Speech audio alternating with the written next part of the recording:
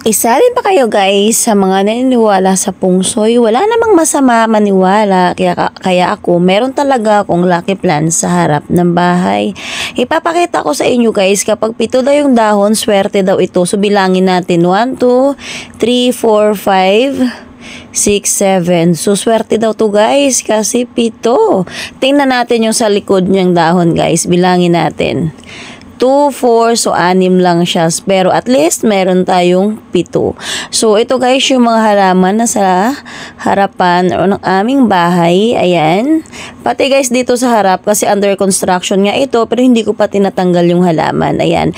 Pero once matapos yung construction guys, ibabalik natin yung halaman na yan dahil mas maganda talagang pakiramdam kapag mayroong halaman sa harap ng ating bahay.